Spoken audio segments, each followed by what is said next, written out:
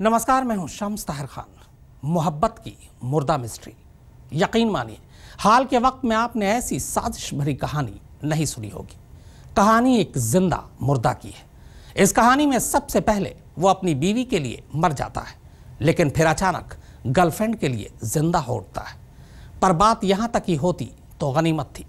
उसका जिंदा रहना या होना कोई मसला नहीं था, पर उलझन ये थी कि मरने के बाद उसे अपनी लाश भी जमाने को दिखानी थी।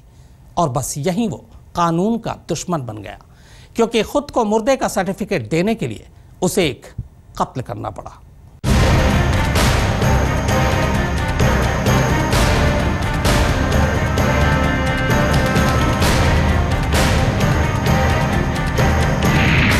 एक साजिश जो आपको चौंका देगी। 115 दिन का सबसे बड़ा सस्पेंस।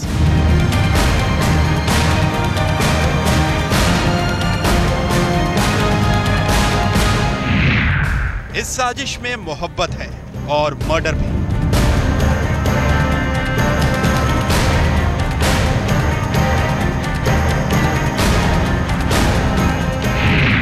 मोहब्बत के लिए रचा खुद की मौत का षड्यंत्र।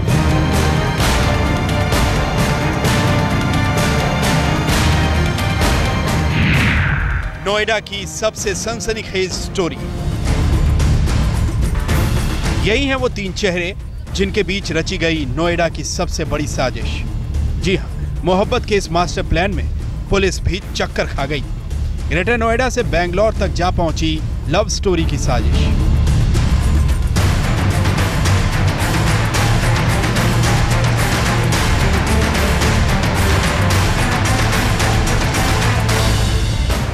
आज हम इस पूरी साजिश को बेपर्दा करेंगे और बताएंगे कि कैसे एक शादीशुदा आरटीआई कार्यकर्ता ने अपनी गर्लफ्रेंड को पाने के लिए जमाने के सामने खुद को मारने का पूरा ड्रामा रचा। अपनी होंडा सिटी कार फूंक डाली और बाकायदा कार में एक जली हुई लाश भी बरामद करवा दी।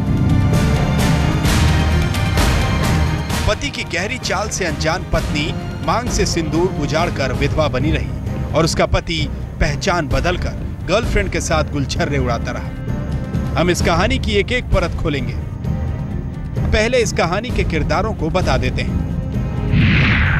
नंबर 1, खुद की हत्या की साजिश रचने वाला मास्टरमाइंड चंद्रमोहन शर्मा।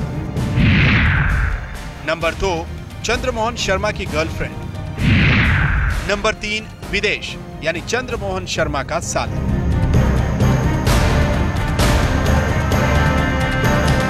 पुलिस इस साजिश का खुलासा कर चुकी है, लेकिन कत्ल के इस खौफनाक मामले में कई अनसुलझे सवाल अभी बाकी हैं।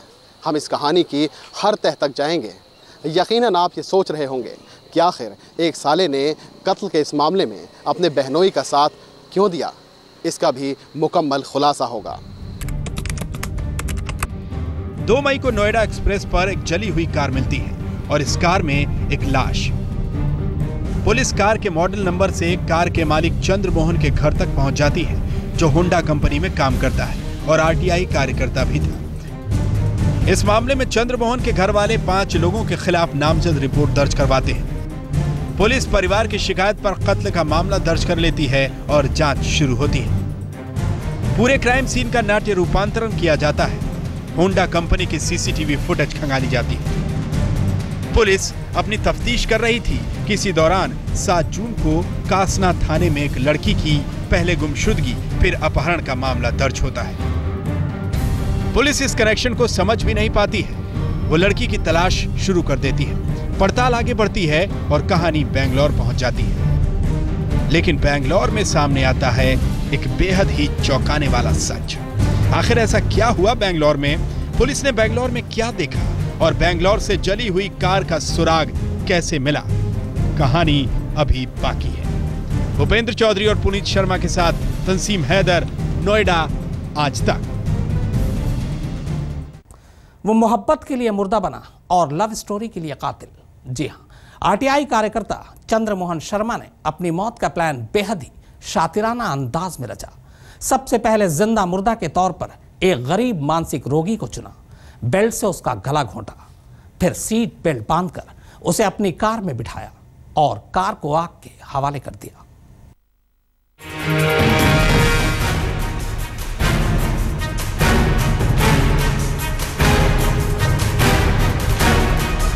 इस चेहरे के पीछे ना जाने कितने चेहरे छुपे हैं। एक पति का चेहरा, एक आशिक का चेहरा, एक कातिल का चेहरा और सूचना के अधिकार के एक सिपाही यानी आरटीआई कार्यकर्ता का चेहरा। इसका असली चेहरा आपको दिखाएं तो सुन लीजिए, यही है चंद्रमोहन शर्मा। वो चंद्रमोहन शर्मा जिसका अंतिम संस्कार हो चुका था, जिसकी पत्नी अपनी मांग से सिंदूर तक उतार चुकी थी। वही चंद्रमोहन शर्मा अब पुलिस की गिरफ्त में है और पिटाई के डर से खौफ खा रहा है। तो चलिए अब चंद्रमोहन शर्मा की सबसे बड़ी साजिश का खुलासा करते हैं। ग्रेटर नोएडा के एल्डिको गोलचक्कर के पास जिस होंडा सिटी कार में आग लगी थी वो चंद्रमोहन शर्मा की थी, लेकिन उसमें आग कैसे लगी और उसमें मिली लाश किसकी थी, इसका खुलासा चंद्रमोहन शर्मा ने पुलिस की गिरफ्त में उगल दिया। वारदात से 2 दिन पहले यानी 28 अप्रैल को चंद्रमोहन अंसल प्लाजा गया था। वहां उसने एक मानसिक रूप से कमजोर शख्स को देखा। इस शख्स को देखते ही चंद्रमोहन ने शातिर प्लान बनाना शुरू कर दिया। अभी तक जो उसने बताया है कि अंसल प्लाजा के पास 2 दिन पहले उसने एक अर्धविक्षिप्त व्यक्ति को देखा था। Who was not a person who was not mentally sound। वहाँ पे बैठा उसको देखा, उसके पास गया, उससे बातचीत की और उसकी मेंटल कंडीशन देखते हुए उसके बाद उसने ये प्लान बनाया कि अगर मैं इसको मार के अपनी गाड़ी में डाल दूं तो सभी लोग सोचेंगे कि मेरी डेथ हो गई है और फिर मेरा कोई ट्रेस नहीं बचेगा। चंद्रमोहन प्लान बना चुका था और उसी के मुताबिक 30 अप्रैल को वो तुगलपुर के एक पेट्रोल पंप से पेट्रोल खरीदता है, उसे संभाल कर रख लेता है और अपने साले को फोन करता है और उसे मोटरसाइकिल से आने के लिए कहता है। इसके बाद चंद्रमोहन सीधा अंसल प्लाजा पहुंच जाता है। वहां से मानसिक रूप से कमजोर शख्स को बहला फुसलाकर अपनी गाड़ी में बिठाता है और एल्डिको गोलचक्कर पर पहुंच जाता है। चंद्रमोहन और उसका साला मिलकर मानसिक रोगी का बेल्ट से गला दबाते हैं और ड्राइविंग सीट पर बिठा देते हैं। इसके बाद सेंट्रल लॉक से गाड़ी की आगे की विंडो लॉक कर देते हैं, पीछे की खिड़की को खुला रखते हैं और कार पर पेट्रोल डालकर आग लगा देते हैं। 30/4/2014 को उसने तुगलपुर के किसी पेट्रोल पंप से 1 गैलन में 3 लीटर पेट्रोल गाड़ी में रख लिया था और उसी का इस्तेमाल 1 तारीख को इस पूरी घटना को करने के लिए उसने इस्तेमाल किया उसका।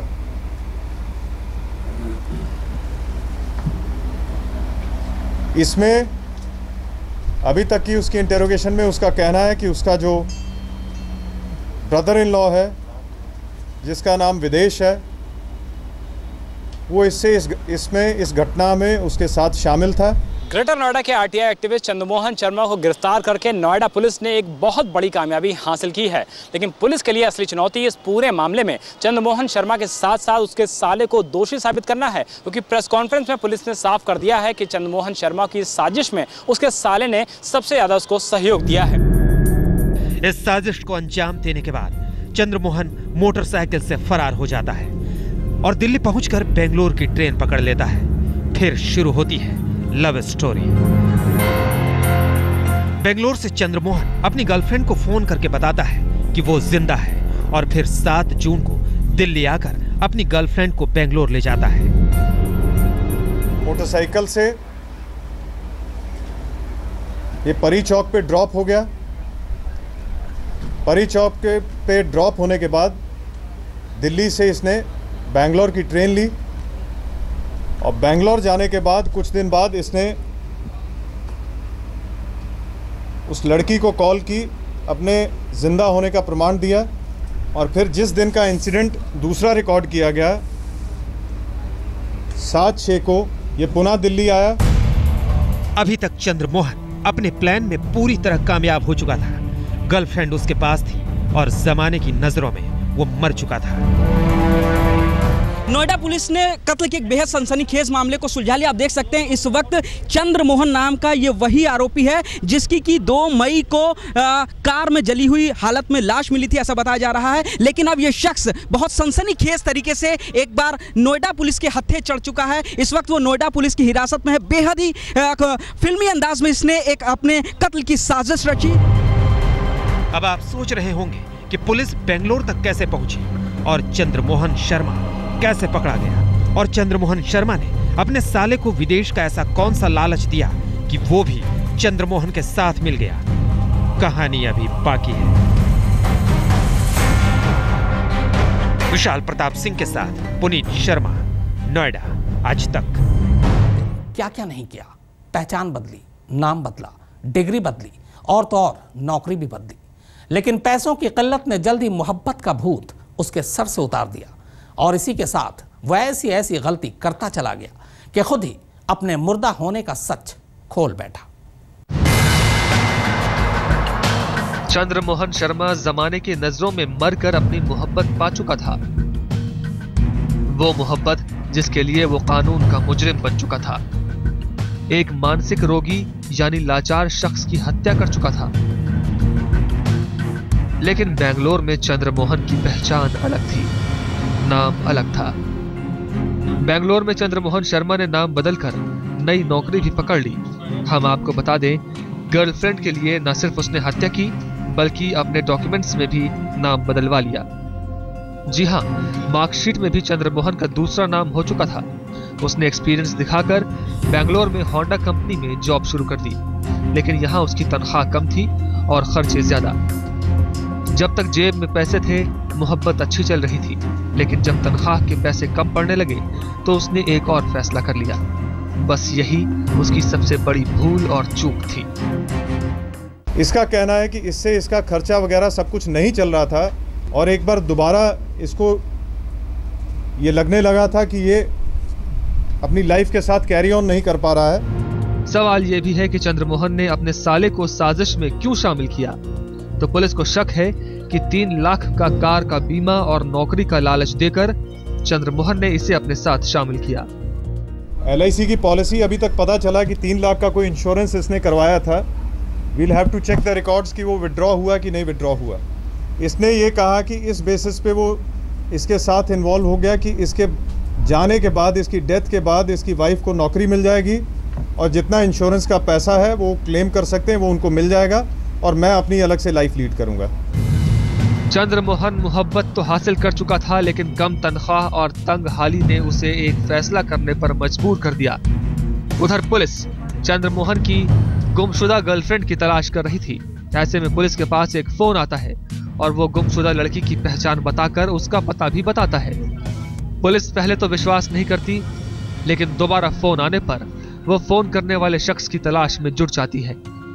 खुद के कत्ल की सनसनीखेज साजिश रचने वाले चंद्रमोहन की एक छोटी सी गलती ने उसे पुलिस के शिकंजे में पहुंचा दिया। आखिर वो गलती कौन सी थी जिसकी वजह से चंद्रमोहन पुलिस के हत्थे चढ़ गया? आखिर तफ्तीश का वो कौन सा सिरा था जिसे पकड़कर पुलिस चंद्रमोहन तक जा पहुंची? और कैसे हुई चंद्रमोहन की गिरफ्तारी? खुलासा इसका भी होगा। गरुण मिश्रा और भूपेंद्र चौधरी के साथ पुनीत शर्मा, नोएडा, आज तक।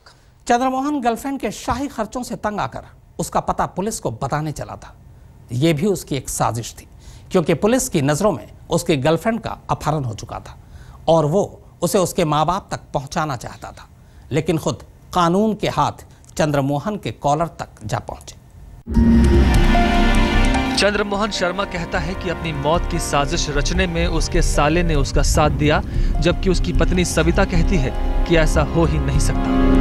अगर मैं, मेरा भाई, मेरा परिवार, मेरे बच्चे इसमें 0% भी इन्वॉल्व हैं तो मैं कहती हूँ कि हमें खड़े करके चौराहे पे फांसी देना, चंद्रमोहन को फांसी बाद में देना। उधर चंद्रमोहन शर्मा खर्चे से तंग आकर फोन करके ये बताने की कोशिश कर रहा था कि गुमशुदा गर्लफ्रेंड कहाँ है। उधर पुलिस फोन ट्रेस करके बेंगलोर पहुंच गई और छानबीन के बाद चंद्रमोहन तक।